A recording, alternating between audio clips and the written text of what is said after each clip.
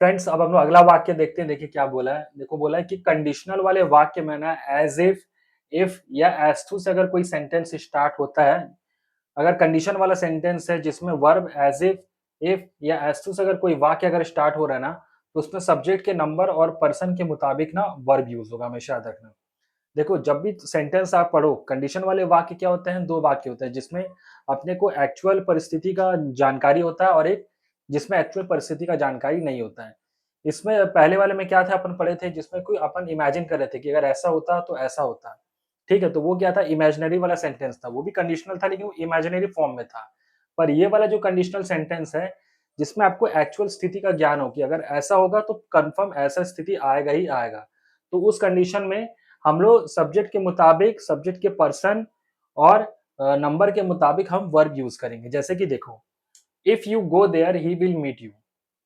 अगर तुम वहां जाओगे तो वो तुम्हें मिलेगा। ये भी क्या है, एक प्रकार का कंडीशनल सेंटेंस है और स्टार्ट किससे हो रहा है, इफ से हो रहा है। जैसे कि मैं बताया एज इफ कोई भी ऐसा वाक्य जो कि एज इफ या एज टू से अगर स्टार्ट हो रहा है तो वो एक प्रकार का क्या है, कंडीशनल सेंटेंस है। प्लस अगर कंडीशनल सेंटेंस को अगर आपको पढ़ने पर अगर आपको एक्चुअल स्थिति, एक्चुअल जो कंडीशन है, जो एक्चुअल जो सिचुएशन है उसकी जानकारी अगर आपको है, तो वो उस उसमें कौन सा वर्ब यूज होगा, वो जो वर्ब यूज होगा वो सब्जेक्ट के पर्सन और नंबर के मुताबिक यूज होगा।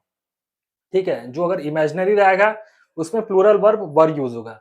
लेकिन अगर आपको मालूम है कि इस प्रकार की कंडीशन है, ये कंडीशन रहेगा तो ये होना ही होना है, इस चीज की अगर आपको जानकारी है, आप 100% श्योर हो, तो उस कंडीशन में सब्जेक्ट के पर्सन और नंबर के मुताबिक वर्ब यूज होगा। ठीक है, जैसे मैं बोलूं, if you go there he will meet you. यहाँ पर ये भी एक प्रकार का क्या कंडीशनल सेंटेंस है जिसमें बोला जा रहा है कि तुम अगर जाओगे तो वो वहां तुम्हें मिलेगा। तो इफ से स्टार्ट हो रहा है, इफ यू गो देयर तो ही विल मीट यू। तो यहाँ क्या हमने ही के साथ क्या यूज किया, विल यूज किया। मतलब कि यहाँ पर देखो, यहाँ पर जो भी हेल्पिंग वर्ब यूज हो रहा है वो किसके मुताबिक यूज हो रहा है, सब्जेक्ट के मुताबिक यूज हो रहा है।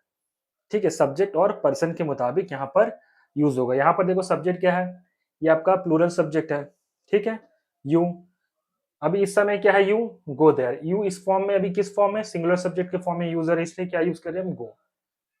ठीक है, हमेशा याद रखना यू जो सब्जेक्ट है वो एज अ प्लूरल भी यूज हो सकता है, सिंगुलर फॉर्म में भी यूज हो सकता है, लेकिन यू के साथ हमेशा जो सब्जेक्ट यूज होगा हमेशा किस फॉर्म में रहेगा, प्लूरल वर्ब में रहेगा।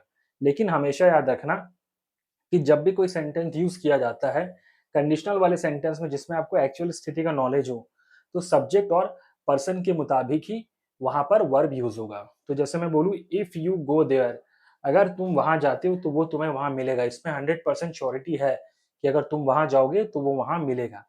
तो यहाँ पर जो गो यूज हो रहा है वो इस वर्ब के मुताबिक हो रहा है, और यहाँ पर विल जो यूज है वो भी इस वर्ब के मुताबिक, ये जो विल यूज हो रहा है वो इस सब्जेक्ट के मुताबिक यूज हो रहा है। ठीक है, जिसमें आपको कंडीशनल सेंटेंस में आपको एक्चुअल स्थिति का 100% नॉलेज हो, वहां पर जो भी वर्ब यूज होगा ना, वो वर्ब हमेशा सब्जेक्ट के पर्सन और नंबर के मुताबिक यूज होगा। ठीक है फ्रेंड्स, तो इतना नोट कर लीजिए आप लोग।